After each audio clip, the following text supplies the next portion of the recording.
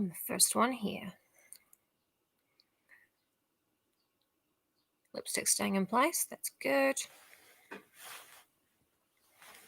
Getting the story on the phone, also probably good.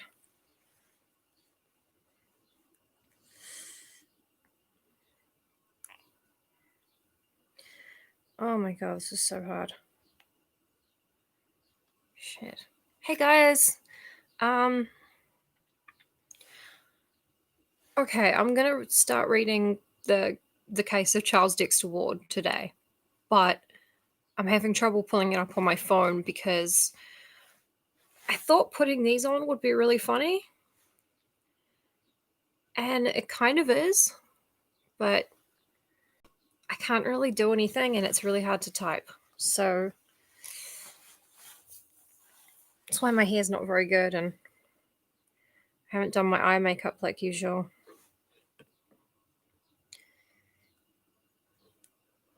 The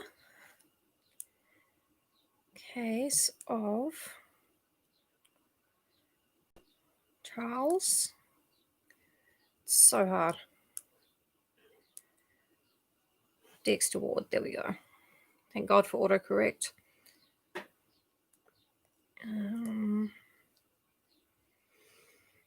Is the case of Charles Dexter Ward true?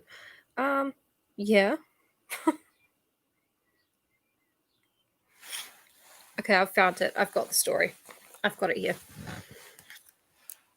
But yeah, it was a huge mistake.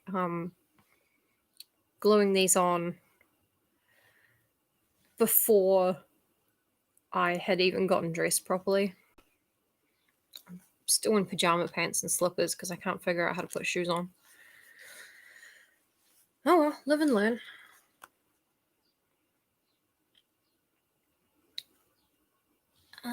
And thank you guys for being there yesterday for... What did we read yesterday? The White People. That was really cool. That was a fun experience.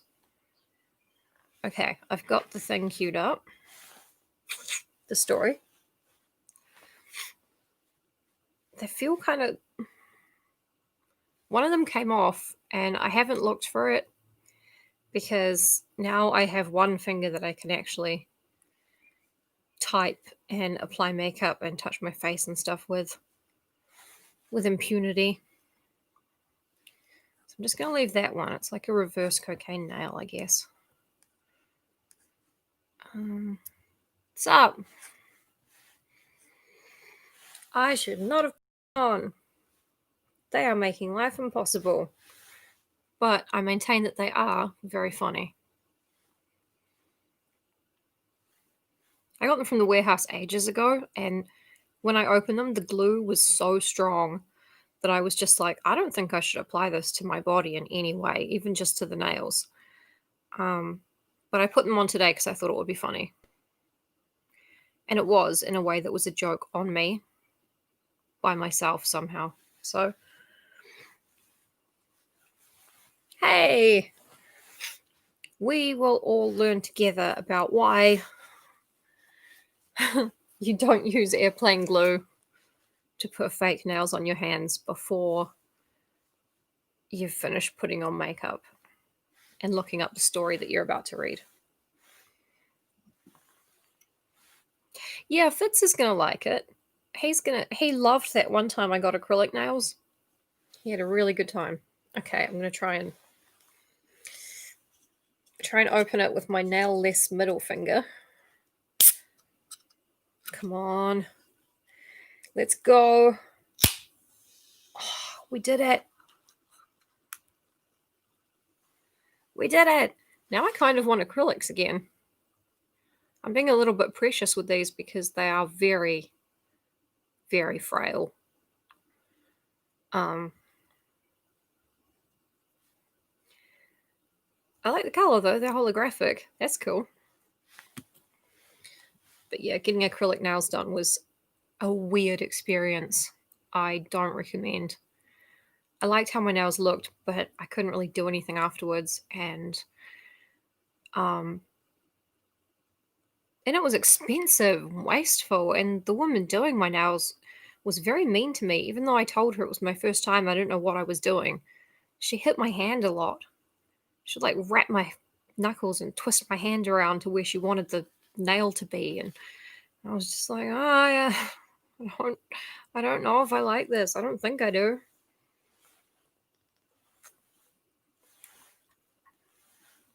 Okay, so another thing before we start, the lipstick shade I'm wearing is Stay Satin Liquid Lip Color by some kind of company that I can't read it. And the color is called Have a Cow. Is that gonna work? Yeah. The shade is called Have a Cow.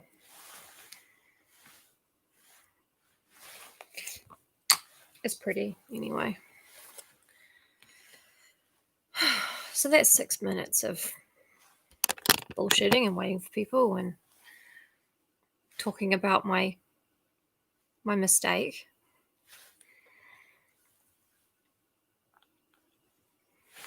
Yep, life is just a series of bizarre occurrences, I found.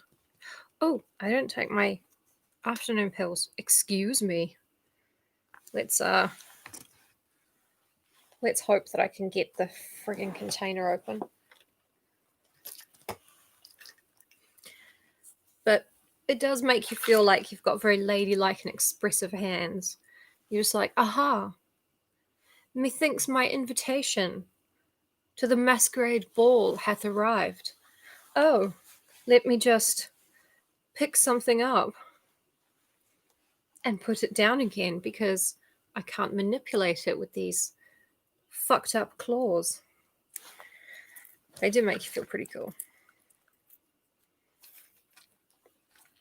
If helpless.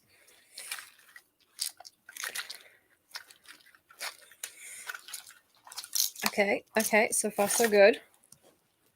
We got the container. We got 1.5 that we're meant to take right now. We did it! Thanks, guys. We all helped. Ugh.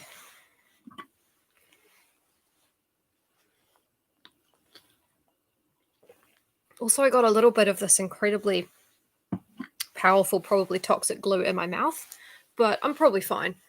It's just a little bit of $6 glue. Okay. And now, without too much further ado, unless I forget some more other shit, which I probably will. Oh, also, I haven't read this story for ages, so I may have to improvise some non-racist stuff really quickly in place of the racist stuff that's in there. Let me just hold up my phone as I read. Why did I put nails on for a video where I don't really show my hands? I've got... because I'm committed to irony. Hoik. Hoik. Okay. 9 minutes in. Let's go. The Case of Charles Dexter Ward by H.P. Lovecraft. We begin with a quote by Borellus. The essential salts of animals may be so prepared and preserved that an ingenious man may have the whole ark of Noah in his own study, and raise the fine shape of an animal out of its ashes at his pleasure. And by the like method from the essential salts of human dust, a philosopher may, without any criminal necromancy, call up the shape of any dead ancestor from the dust whereunto his body has been incinerated. Basically, if someone's cremated, you can pretty much summon their ghost. Be like, what's up? Sorry we set fire to you.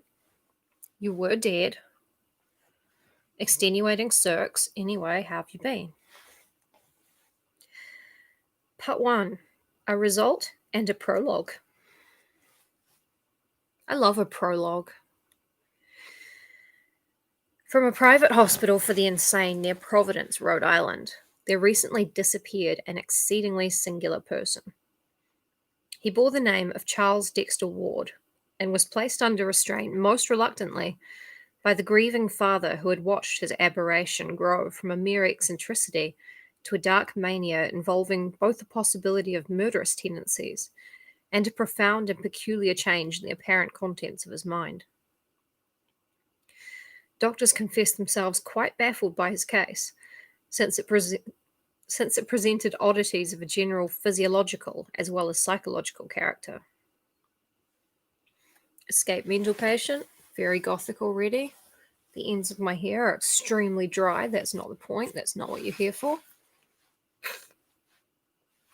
And I'm sniffly because I can't afford the good the good antihistamines this week. Taking the crappy generic ones. In the first place, the patient seemed oddly older than his 26 years would warrant. Mental disturbance, it is true, will age one rapidly. Does it? But the face of this young man had taken on a subtle cast which only the very aged normally acquire. In the second place, his organic processes showed a certain queerness of proportion, which nothing in medical experience can parallel. Respiration and heart action had a baffling lack of symmetry. The voice was lost, so that no sounds above a whisper were possible. Digestion was incredibly prolonged and minimized, and neural reactions to standard stimuli bore no relation at all to anything heretofore recorded, either normal or pathological. The skin had a morbid chill and dryness, and the cellular structure of the tissue seemed exaggeratedly coarse and loosely knit. Even a large olive birthmark on the right hip had disappeared, whilst there had formed on the chest a very peculiar mole or blackish spot, of which no trace existed before. In general, all physicians agree that in Ward, the processes of metabolism had become retarded to a degree beyond precedent. I still use that word when it's in the sense of slowed down. I should have just said slowed down. Live and learn. They're really pretty. Like all really pretty things, they're fucking irritating. Psychologically, too, Charles Ward was unique. His madness held no affinity. Aw. Today was going to be the day that they're going to throw it back to me. I knew it. Well, I should have somehow realized what I had to do. Psychologically, too, Charles Ward was unique. Also, welcome, Alex. Hi. His madness held no affinity to any sort recorded in even the latest and most exhaustive of treatises, and was conjoined to a mental force which would have made him a genius or a leader had it not been twisted into strange and grotesque forms. Dr. Willett, who was Ward's family physician, affirms that the patient's gross mental capacity, as gauged by his response to matters outside the sphere of his insanity, had actually increased since the seizure. Ward, it is true, was always a scholar and an antiquarian, but even his most brilliant early work did not show the prodigious grasp and insight displayed during his last examinations by the alienists. Alienist is an old word for psychologist, psychiatrist. It was indeed a difficult matter to obtain a legal commitment to the hospital. So powerful and lucid did the youth's mind seem. And only on the evidence of others, and on the strength of many abnormal gaps in his stock of information as distinguished from his intelligence, was he finally placed in confinement.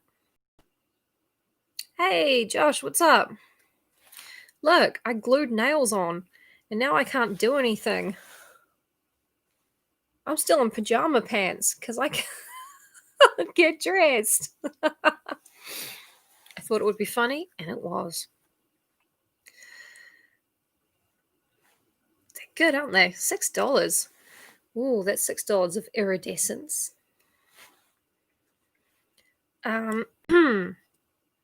Anyway, Charles Dexter Ward is in the mental hospital and he's just escaped from it. So they're talking about him now. Thank you. They are fake. Very. A pain in the ass. To the very moment of his vanishment, he was an omnivorous reader and as great a conversationalist as his poor voice permitted, and shrewd observers, failing to foresee his escape, freely predicted that he would not be long in gaining his discharge from custody. Only Dr. Willett, who brought Charles Ward into the world and had watched his growth of body and mind ever since, seemed frightened at the thought of his future freedom. He had had a terrible experience and had made a terrible discovery, which he dared not reveal to his skeptical colleagues. Willett indeed presents a minor mystery all his own in his connection with the case. He was the last to see the patient before his flight, and emerged from that final conversation in a state of mixed horror and relief, which several recalled when Ward's escape became known 3 hours later. That escape itself is one of the unsolved wonders of Dr. Waite's hospital. A window open above a sheer drop of 60 feet could hardly explain it. Yet after that talk with Willett, the youth was undeniably gone. Willett himself has no public explanations to offer, though he seems strangely easier in mind than before the escape. Many, indeed, feel that he would like to say more if he thought any considerable number would believe him. He had found Ward in his room, but shortly after his departure the attendants knocked in vain. When they opened the door, the patient was not there, and all they found was the open window with the chill April breeze blowing in a cloud of fine bluish-grey dust that almost choked them. True, the dogs howled some time before, but that was while Willett was still present, and they had caught nothing and shown no disturbance later on. Ward's father was told at once over the telephone, but he seemed more saddened than surprised. By the time Dr. Waite called in person, Dr. Willett had been talking with him, and both disavowed any knowledge or complicity in the escape. Only from certain closely confidential friends of Willett and the senior Ward have any clues been gained, and even these are too wildly fantastic for general credence. The one fact which remains is that up to the present time no trace of the missing madman has been unearthed. Dun, dun, dun. Can't stop doing that. Whoa. My hair is very bad because I put the nails on first. But it feels quite nice to stroke it with them. Woo-hoo-hoo. Sorry, that's not your problem. Charles Ward was an antiquarian from infancy, no doubt gaining his taste from the venerable town around him. Don't poke your eye out. It's not my good eye, but it's important. And from the relics of the past which filled every corner of his parents' old mansion in Prospect Street on the crest of the hill. With the years, his devotion to ancient things increased, so that history, genealogy, and the study of colonial architecture, furniture, and craftsmanship at length crowded everything else from his sphere of interests. Hi, Jessie. Look at that. Woohoo. Stick on nails. Well, glue on. Pretty sure the glues are really bad. But thank you very much. These tastes are important to remember in considering his madness, for although they do not form its absolute nucleus, they play a prominent part in its superficial form. The gaps of information which the alienist noticed were all related to modern matters, and were invariably offset by a correspondingly excessive, though outwardly concealed knowledge of bygone matters, as brought out by adroit questioning, so that one would have fancied that the patient literally transferred to a former age through some obscure sort of auto-hypnosis. The odd thing was that Ward seemed no longer interested in the antiquities he knew so well. He had, it appears, lost his regard for them through sheer familiarity, and all his final efforts were obviously bent towards mastering those common facts of the modern world, which had been so totally and unmistakably expunged from his brain. That this wholesale deletion had occurred, he did his best to hide, but it was clear to all who watched him that his whole program of reading and conversation was determined by a frantic wish to imbibe such knowledge of his own life and of the ordinary practical and cultural background of the 20th century as ought to have been his by virtue of his birth in 1902 and his education in the schools of our own time. Alienists are now wondering how, in view of his vitally impaired range of data, the escaped patient manages to cope with the complicated world of today.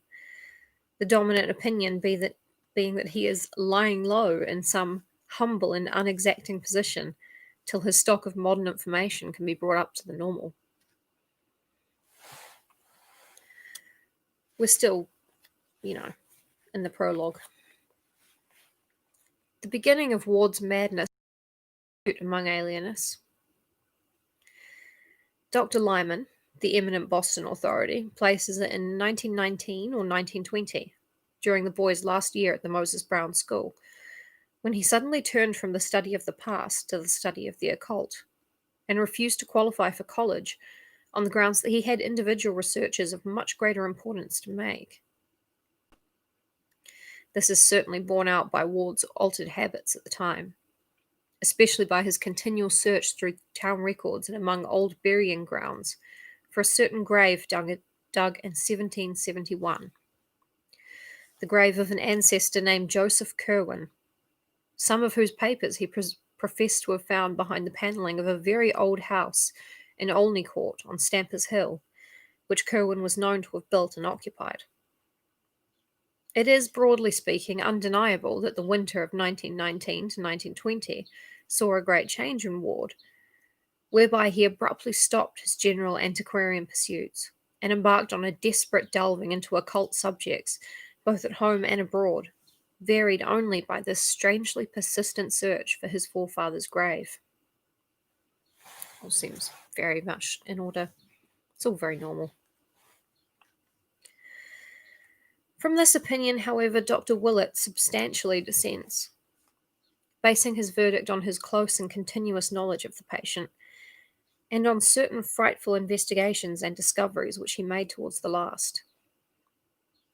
Those investigations and discoveries have left their mark upon him, so that his voice trembles when he tells them, and his hand trembles when he tries to write of them.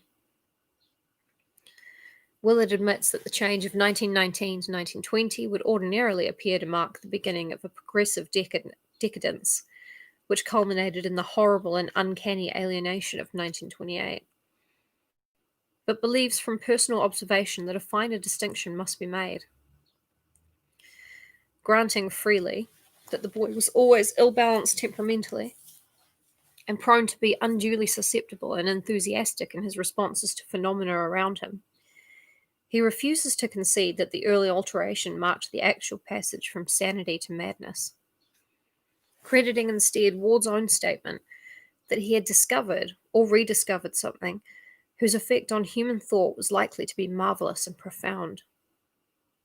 The true madness, he is certain, came with a later change, after the Curwen portrait in the ancient papers had been unearthed, after a trip to strange foreign places had been made, and some terrible invocations chanted under strange and secret circumstances, after certain answers to these invocations had been plainly indicated, and a frantic letter penned under agonizing and inexplicable conditions, after the wave of vampirism and the ominous Pawtuxet gossip, and after the patient's memory commenced to exclude contemporary images, whilst his voice failed and his physical aspect underwent the subtle modifications so many subsequently noticed. I love how Lovecraft tells us something scary happened. This guy was really scared by it. I'm going to tell you about it later, but trust me, it was so scary that even this guy doesn't usually get scared. He's scared. Don't even worry about it. It's going to be scary. And you're like, damn, that does sound scary.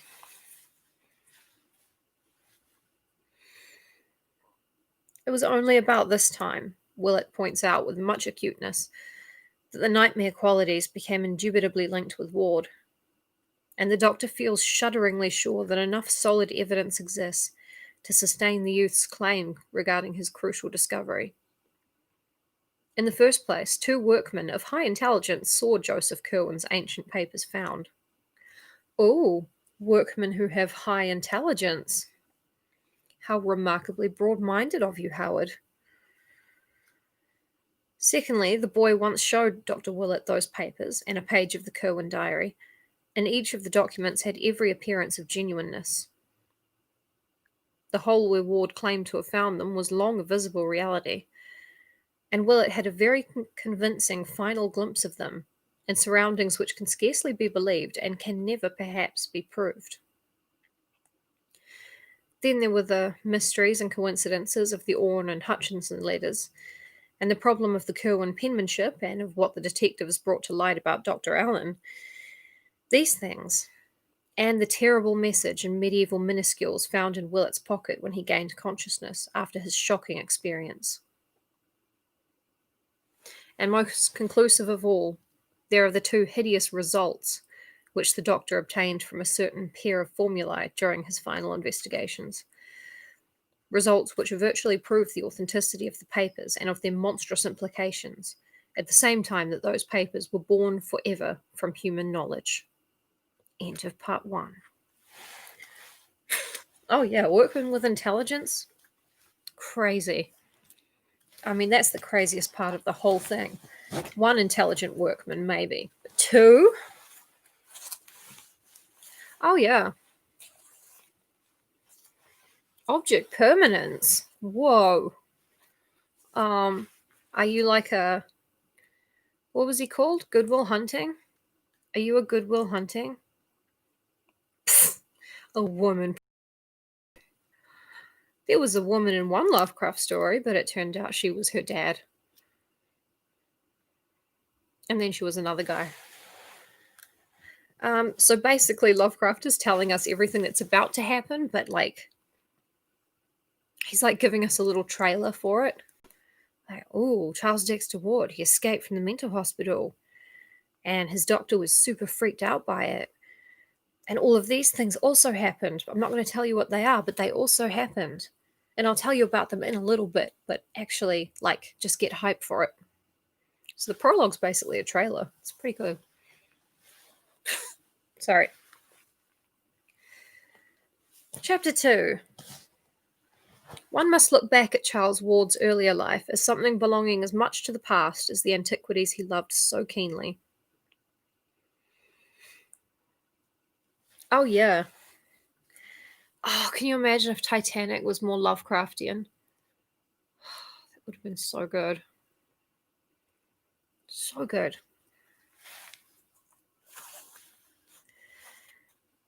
In the autumn of 1918, and with a considerable show of zest in the military training of the period, he had begun his junior year at the Moses Brown School, which lies very near his home.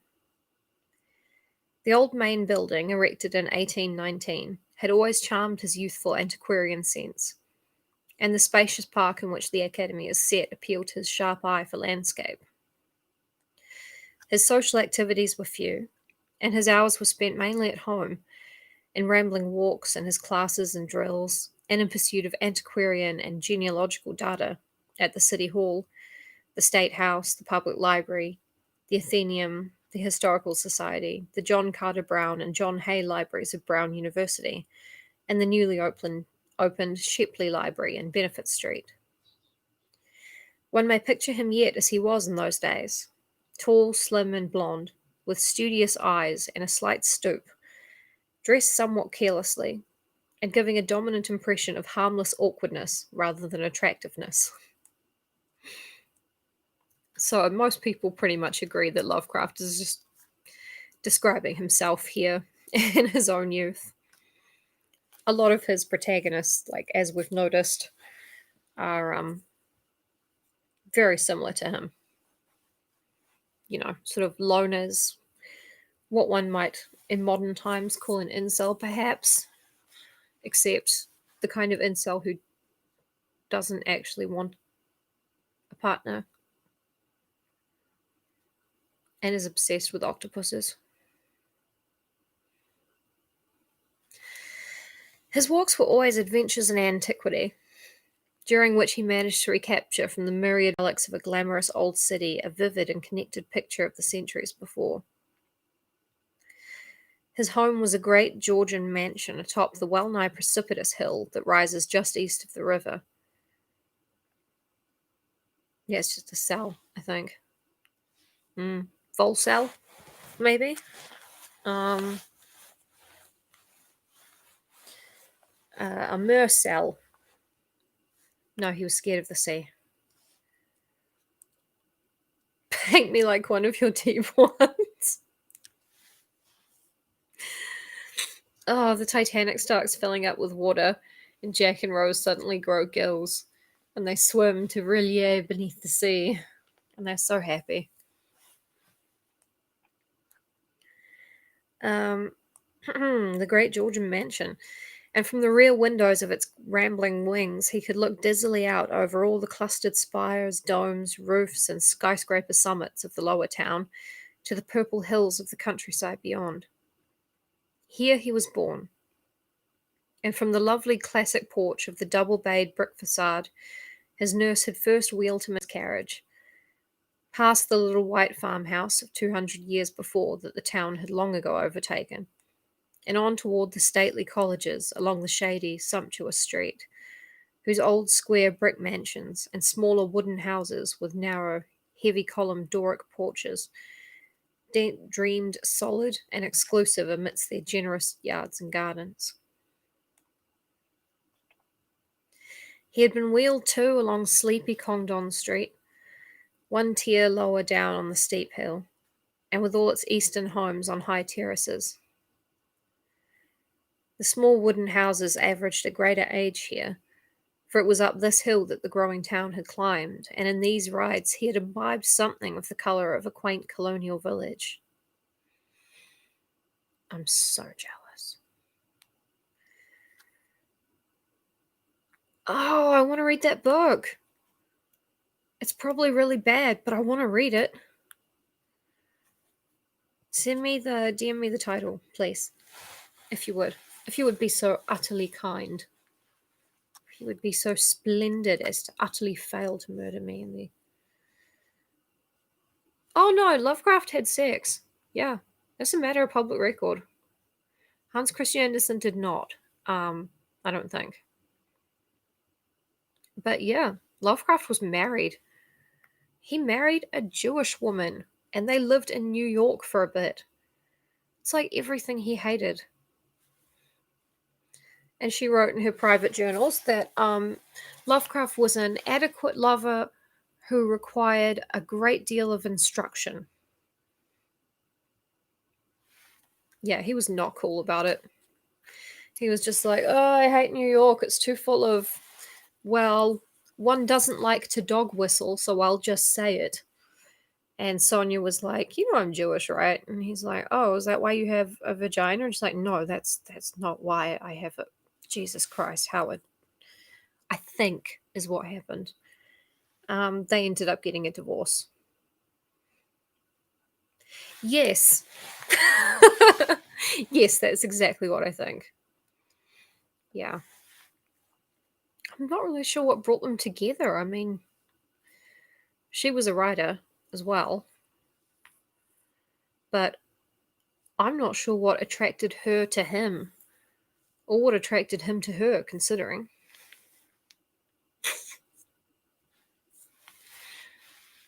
Yeah, what's a horror writer who isn't scared of sex? M.R. James, we've done a bunch of his short stories. Lifelong Bachelor. Don't know if he actually had sex, but he didn't get married. And didn't have any close friendships that we know of. Clive Barker. Geiger, yeah. Stephen King wonderfully had the good sense to father a son named Joe Hill, who is a better horror author. No offense, Stephen King.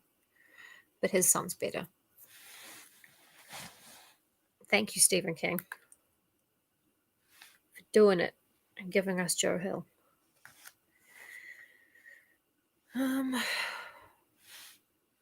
Oh yeah, Arthur Machen. Oh yeah, everyone's afraid of sex, definitely. Some people have had it, some people haven't, but every horror writer's afraid of it.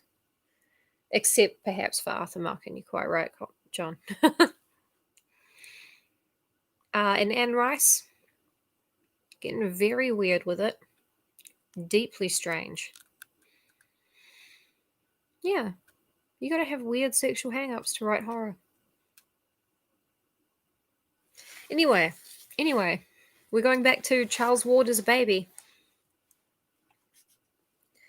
In these rides, he had imbibed something of the colour of a quaint colonial village. The nurse used to stop and sit on the benches of Prospect Terrace to chat with policemen. Ooh. And one of the child's first memories was of the great westward sea of hazy roofs and domes and steeples and far hills, which he saw one winter afternoon from that great railed embankment, all violet and mystic against a fevered apocalyptic sunset of reds and golds and purples and curious greens.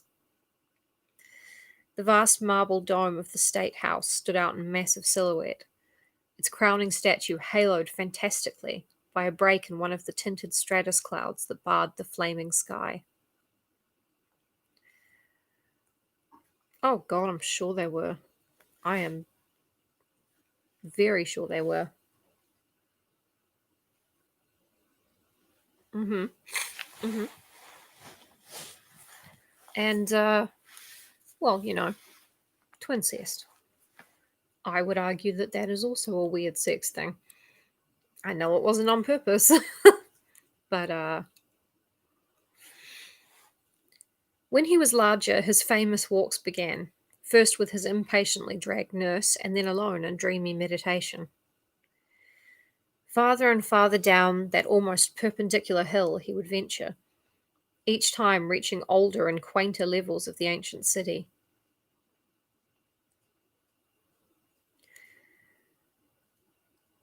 Yeah.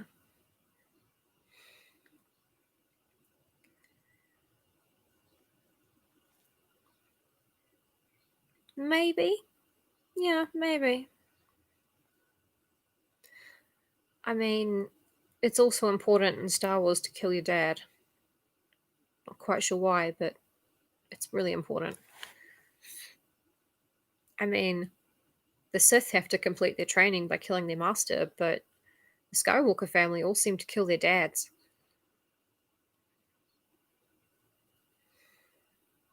I don't know, you think about it.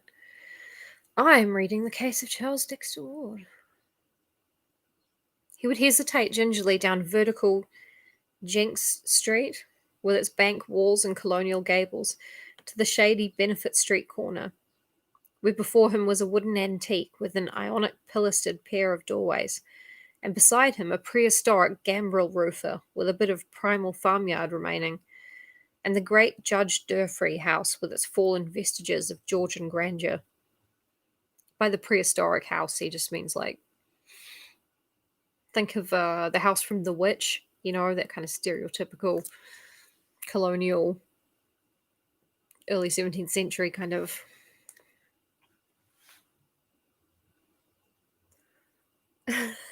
Don't be sorry, Anselmo.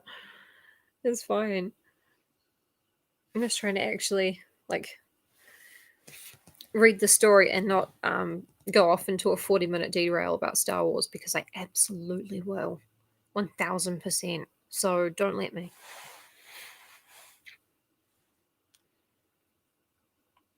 Oh,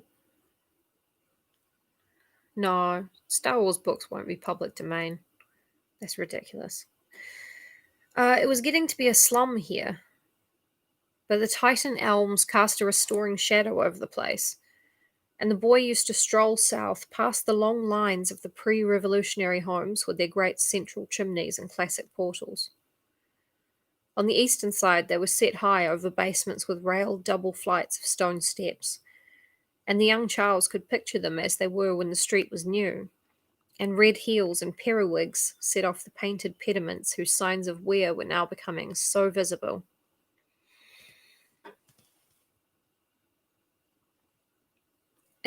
It's fine. We've all got something. And it usually makes us talk about Star Wars for an uncomfortably long time. We all have the Star Wars mental illness. Alors, onward. Westward the hill dropped almost as steeply as above, down to the old town street that the founders had laid out at the river's edge in 1636. Here ran innumerable little lanes with leaning, huddled houses of immense antiquity. And fascinated though he was, it was long before he dared to thread their archaic verticality, for fear they would turn out a dream or a gateway to unknown terrors. He found it much less formidable to continue along Benefit Street, past the iron fence of St. John's hidden churchyard, and the rear of the 1761 Colony House, and the mouldering bulk of the Golden Ball Inn where Washington stopped. At Meeting Street, the successive Jail Lane and King Street of other periods, he would look upward to the east and see the arched flight of steps to which the highway had to resort in climbing the slope, and downward to the west, glimpsing the old brick colonial schoolhouse that smiles across the road at the ancient sign of Shakespeare's Head, where the Providence Gazette and Country Journal was printed before the Revolution. Then came the exquisite First Baptist Church of 1775, luxurious with its matchless steeple, and the Georgian roofs and cupolas hovering by. Cupolas? Cupolas, surely. Here and to the southward the neighbourhood became better, flowering at last into a marvellous group of early mansions.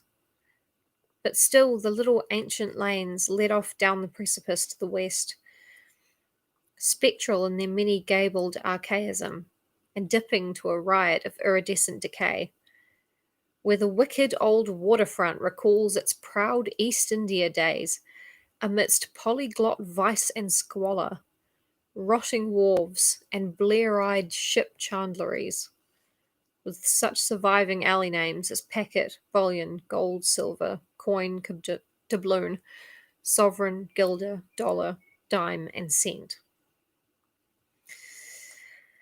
Polyglot vice and squalor. Vice and squalor in many different languages. We all know the good many different languages. We all know, don't we, Howard? I think he's talking about the bad other languages that people speak.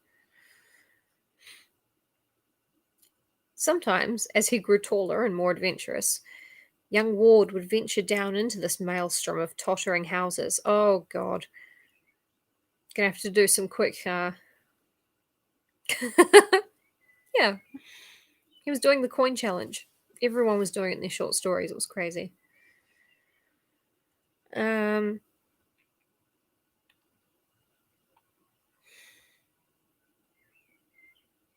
going to substitute New Conservative. Hey, Josh Jr., welcome. I'm going to substitute New Conservative or alt-right for anything racist coming up. Sometimes, as he grew taller and more adventurous, young Ward would venture down into this maelstrom of tottering houses, broken transoms, tumbling steps, twisted balustrades, alt-right faces, and nameless odours, winding from South Main to South Water, searching out the docks where the bay and sound steamers still touched, and returning northward at this lower level past the steep-roofed 1816 warehouses and the broad square at the Great Bridge, where the 1773 market house still stands firm on its ancient arches.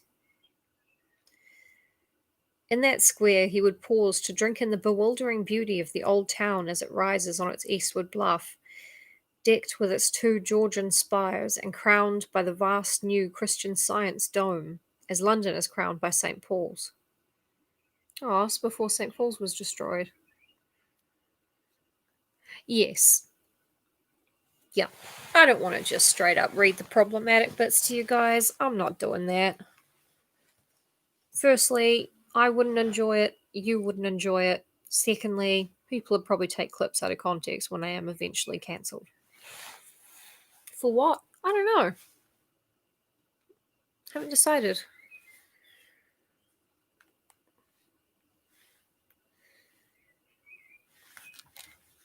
Got it back. He liked mostly to reach this point in the late afternoon, when the slanting sunlight touches the market house and the ancient hill roofs and belfries with gold, and throws magic around the dreaming wharves where Providence India men used to ride at anchor. That doesn't mean people from India, it means people working for the East India Company. After a long look, he would grow almost dizzy with a poet's love for the sight, and then he would scale the slope homeward in the dusk, past the old white church, and up the narrow, precipitous ways where yellow gleams would begin to peep out in small paned windows and through fan lights set high over double flights of steps with curious wrought iron railings. At other times, and in later years, he would seek for vivid contrasts,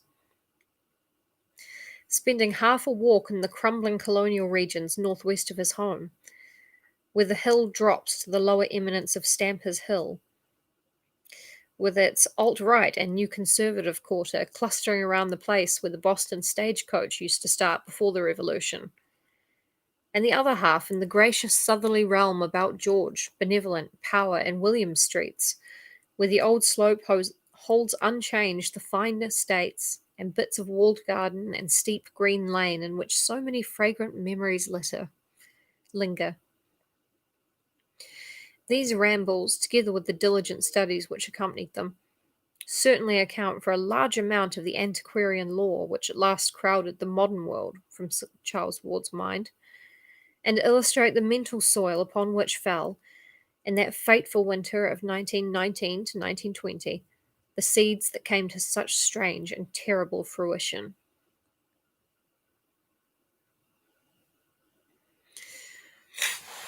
Oh yeah. I mean, firstly, I love that. And I love that you have no power to cancel me and so on. But also I love that Americans think that a building 200 years old is ancient. But also, so do I. If I saw a building built in the 1630s, I would go nuts. I would I would smell the building, I would touch it and attempt to receive psychic flashes from the past, ideally. I would hope to find a hidden room that let me walk freely between the time periods. I'd be quite difficult to be a tourist with, I think. Europe hasn't aged what America has in size. Yeah, yeah. Oh god, I'm so fucking jealous of. I'm in a flat right now that has a kind of Art Deco style fireplace. It's no longer functional, it's just the mantle. And I'm like, wow, imagine the 20s and 30s. Dad told me when he went to London that he had a beer in a pub that had been open for 1,000 years. As a pub, like it had been functioning as a pub for 1,000 years. And I was like, what do the walls taste like? I was like, I didn't taste the walls. I'm like, why didn't you? Um, yeah, you see, I'm just so in love with history times of the time periods that I, am personally obsessed with. And I've never traveled, I've never seen any of this shit in real life. It's because God hates me. He knows that it's my mission to kill him and usurp his bloody throne, and he hates me, so basically that's why.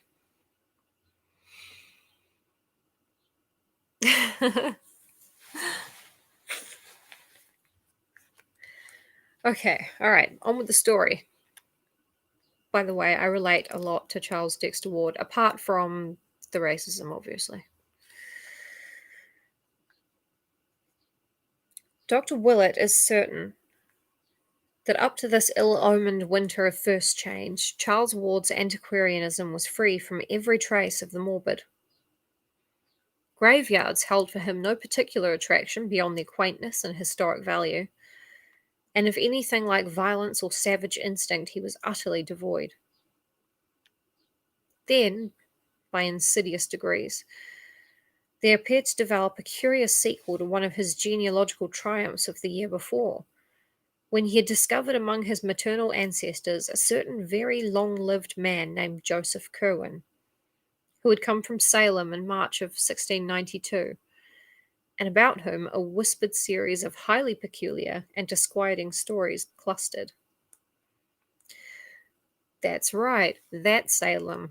That's right, that 1692. Well, Ward's great-great-grandfather, Welcome Potter, had in 1785 married a certain Anne Tillinghast, daughter of Mrs. Eliza, daughter to Captain James Tillinghast, of whose paternity the family had preserved no trace. Late in 1918, whilst examining a volume of original town records and manuscript, the young genealogist encountered an entry describing a legal change of name, by which in 1772 a Mrs. Eliza Curwen, widow of Joseph Curwen, resumed, along with her 7-year-old daughter Anne, her maiden name of Tillinghast, on the ground that her husband's name was become a public reproach by reason of what was known after his decease, the which confirming an ancient common rumour, though not to be credited by a loyal wife, till so proven as to be wholly past doubting. This entry came to light upon the accidental separation of two leaves, which had been carefully pasted together and treated as one by a laboured revision of the page numbers. Ooh, someone really tried to hide that.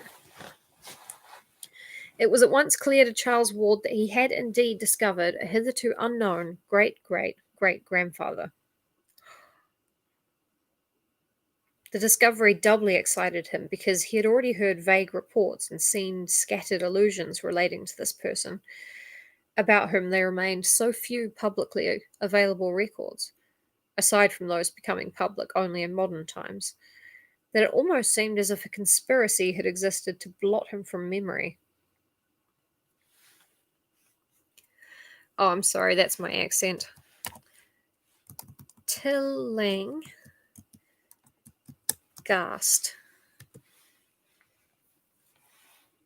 Yeah. The New Zealanders are very much like the French in that we don't say the end of any words unless we feel like it. We sometimes don't say the middle, and other times the beginning we kind of just don't even say it. That kind of thing. Eliza and Anne Tillinghast. No, that's okay. If I can't understand a name or a place or something because I have a regional voice. Letters are more like guidelines. Tillinghast. It's what happens when you have a very thin bottom, right? Thin and bony bottom. It's a Tillinghast because you can actually sort of fold a person sideways and then use their very sharp bony bottom to create to till the soil, you see, and make the little furrows that you put the seeds in. Yeah, that's true. It happens, and it's a real name.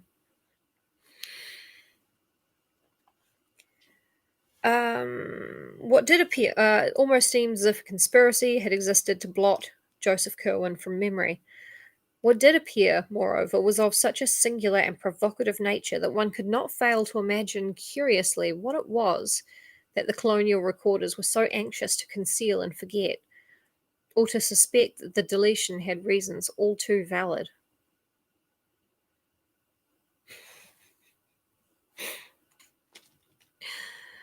Oh, that's what happens. I wouldn't know. It's been a very long time since I have not had something of a portable lazy boy to sit on. Apart from the few times that I actually had a portable lazy boy that I was sometimes allowed to sit on. None of that matters. Let's get back to it. Before this, Ward had been content to let his romancing about old Joseph Curwen remain in the idle stage. But having discovered his own relationship to this apparently hushed up character, he proceeded to hunt out as systematically as possible whatever he might find concerning him. In this excited quest, he eventually succeeded beyond his highest expectations. I also wish I had a spruce caboose. Like the actual train. That'd be cool. I could sell it. I could get laser surgery. I would never sell the spruce caboose for laser surgery. Unless.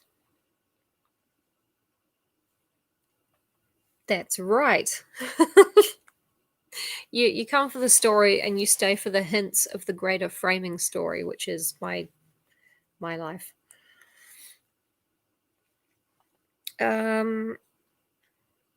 So he's looking for any more documents.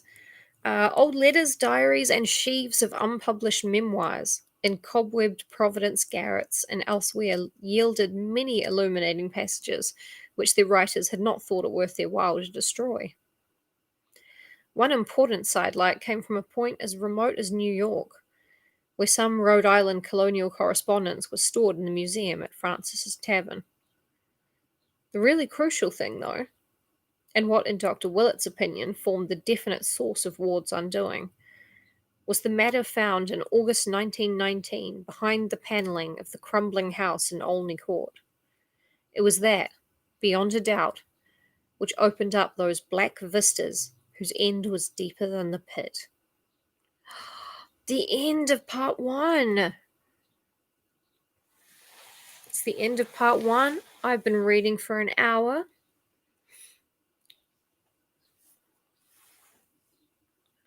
Oh god, no.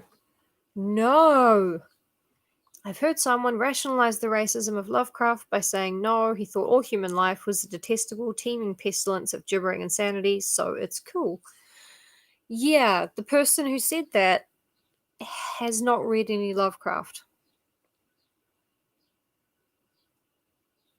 Yeah, and also in his books, he specifically says, I mean, John very kindly rewrote Herbert West Reanimator for me so that I could read it.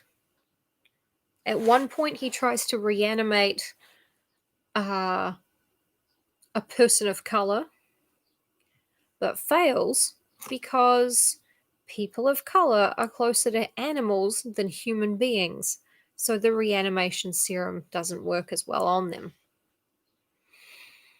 Oh, he had some extremely specific thoughts about peoples. Yeah. The Caucasian people, the best. The Romans, bit suspect. May have worshipped a bunch of, Cthulhu entities.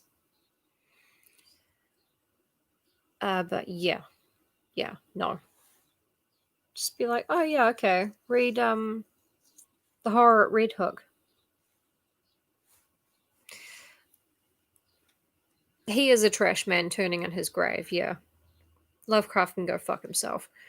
But much like J.K. Rowling, he's a piece of shit who wrote some stuff which I really enjoy and edit in my head as I read. So we've been reading for about an hour, apart from, the derails and stuff. I'm going to either start streaming again around 6 p.m. or stream a different story at 6 p.m. and pick up this at sort of 1:30 tomorrow. So wherever you are, an hour ago now, tomorrow. That's what I'm going to try to do anyway. Oh, yeah.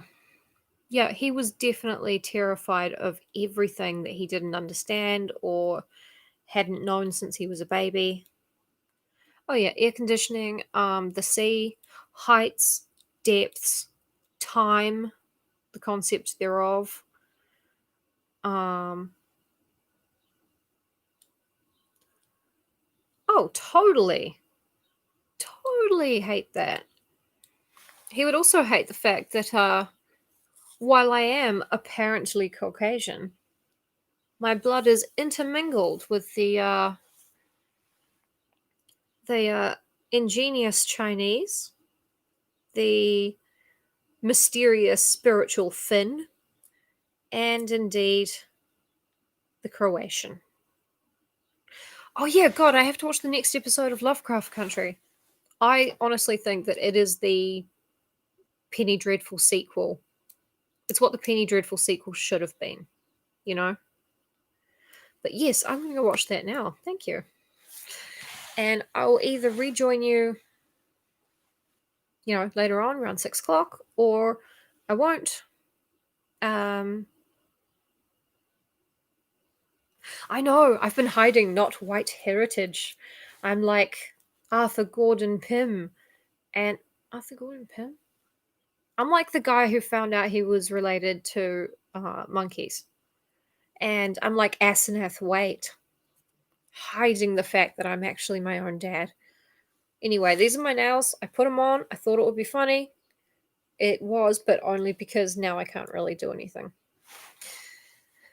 The end of the... Also, my lipstick color is called Have a Cow. Pretty funny. The Simpsons. So, yeah, I will see you guys later on, or tomorrow, or at a different time. I am undecided. Thank you so much for joining me. See you in a bit. Bye. Bye, bye, bye. Thank you. Welcome, Thrill Ho. Oh, sorry. Goodbye, Thrill Ho.